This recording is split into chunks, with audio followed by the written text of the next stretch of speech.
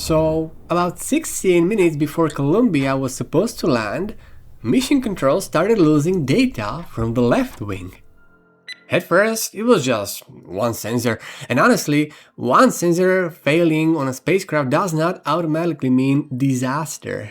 Sensors break, a cable can fail, right? These things just happen. But then another one disappeared. And then several more. All from the same side of the shuttle.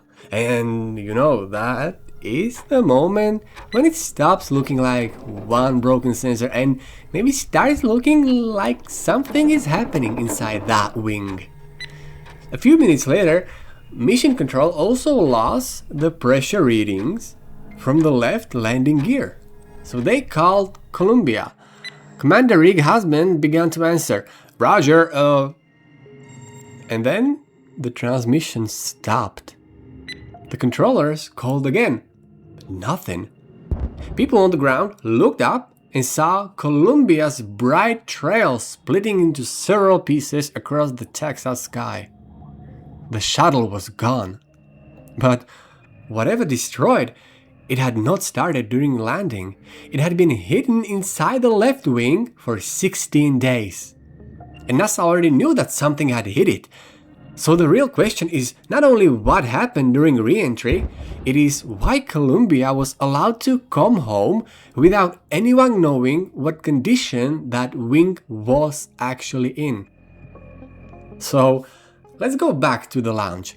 January 16, 2003. Columbia lifts off from Florida with 7 astronauts on board. The engines are working normally, the shuttle is climbing, the crew does not feel anything unusual. Then, about 80 seconds after launch, one of the ground cameras records something falling away from the large fuel tank. It is a light-colored object. It crosses the gap toward Columbia, hits the front edge of the left wing, and disappears. The whole thing lasts less than a second. Columbia keeps climbing. No warning appears in the cockpit. Nothing tells the astronauts that the wing may have been damaged. From their point of view, the launch is still going well. Now, the object that hit the shuttle was a piece of foam insulation. And I know what that sounds like. Foam? How could something soft and lightweight seriously damage a spacecraft, right? It was not metal, it was not a bolt. It was not a piece of an engine, and foam had fallen from the fuel tank during earlier shuttles launches. Those shuttles had still returned safely, so at first, this impact did not feel like a clear emergency. But there was one problem nobody could answer. What had happened at the exact place where the foam hit? The launch video showed the strike. It did not show the damage. Maybe the foam had bounced away, and done almost nothing. Maybe it had broken a few heat-resistant tiles. Or maybe it had opened a hole in the front of the wing. Those possibilities look very different, but from the images NASA had, nobody could tell which one was real. A group of engineers began studying the video. They tried to estimate how large the foam was, how fast it was moving and exactly where it might have struck. But the picture was too blurry. So the engineers started asking for better images of Columbia while it was still in orbit. The idea was pretty simple. Military cameras or powerful ground-based telescopes might be able to photograph the left wing closely enough to show serious damage. Not perfectly, maybe. But enough to answer the main question. Is the wing safe for re-entry? And that request did move through NASA for a while, but it never reached the point where somebody said, "Okay, we are definitely getting those images." The managers looking at the situation did not believe the foam was likely to have caused catastrophic damage. And you can understand part of their thinking. Foam had hit shuttles before. The shuttles had come home. That history made the impact look less dangerous. But that was also the trap. Every earlier safe landing made this new strike feel like something NASA already understood. There was another uncomfortable question too. Suppose the images showed a large hole. What could the crew actually do? Columbia was not docked to the International Space Station. The astronauts did not have a prepared repair method for the front edge of the wing. There was no rescue shuttle already waiting in space, so some people felt that better pictures might only confirm a problem they could not solve anyway. And honestly, that is where the logic becomes dangerous. NASA did not get a clear answer because nobody was sure what they could do with that answer. But without the answer, nobody seriously explored what might still be possible. So Columbia remained in orbit. The astronauts continued their mission. They performed experiments, spoke with their families, and worked in shifts. The shuttle behaved normally. One day passed, then 5, then 10. Nothing obvious went wrong. And each quiet day made the launch impact feel less important. But the damage was not getting better. It was just waiting for a different environment. While Columbia was in orbit, there was almost no air around the shuttle, no extreme heat pushing against the wing. If there was a hole, it could sit there silently without causing any visible problem. The real test would begin only when Columbia entered Earth's atmosphere again.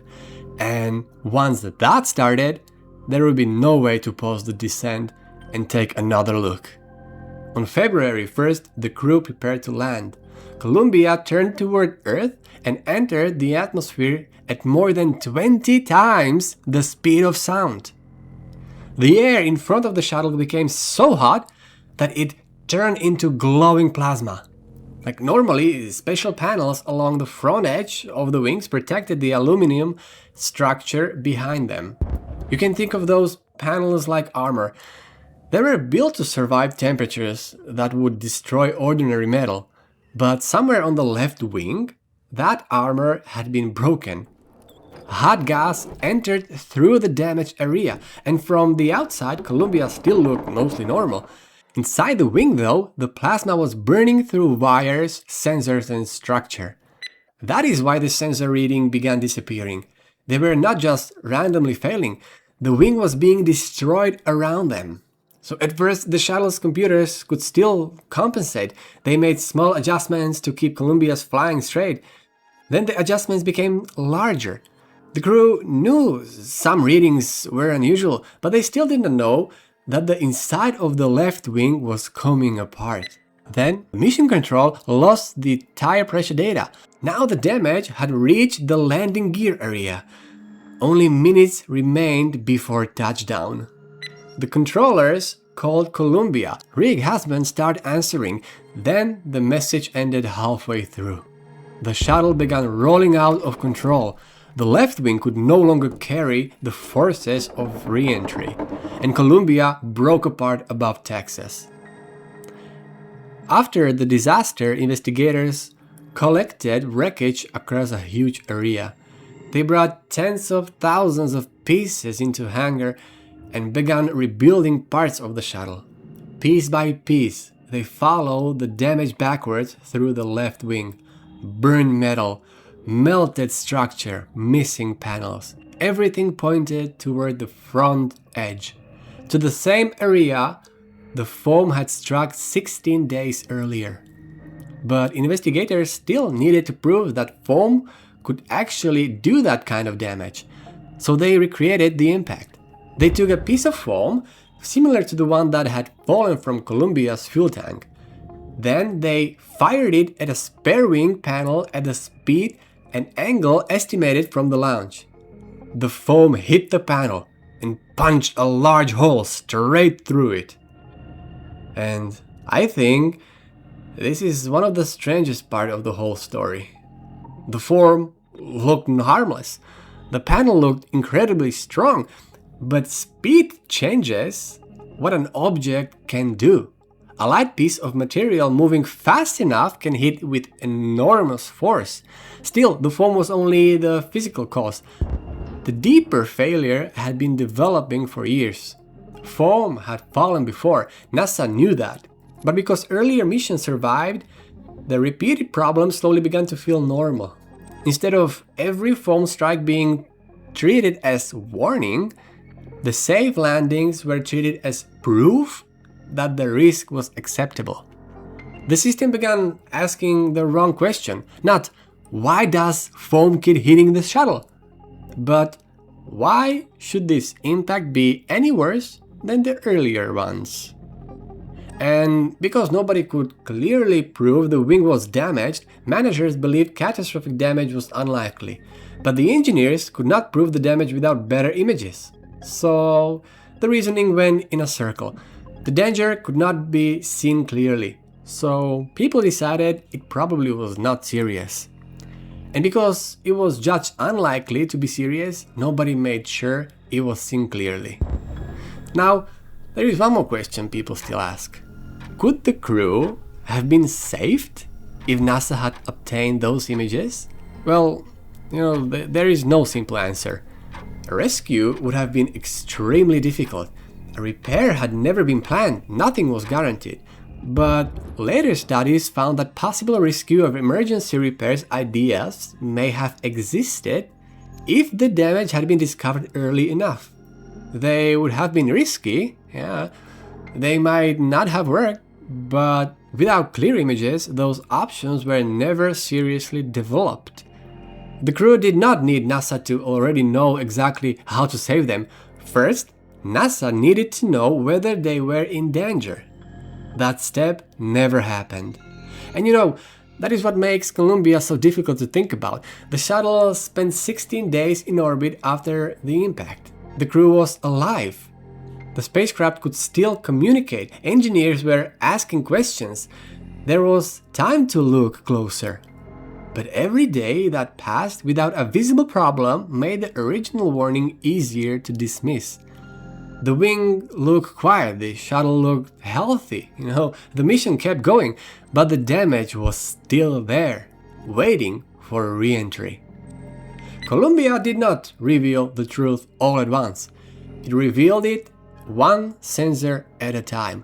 And by the time everyone could finally see that the left wing was failing, the shuttle was already coming home. If you want to keep uncovering stories where the warning appears long before the danger becomes impossible to ignore, subscribe to Failure Atlas. And tell me in the comments, should NASA have demanded those images even if nobody yet knew how the crew could be rescued? Thank you for watching and see you in the next video.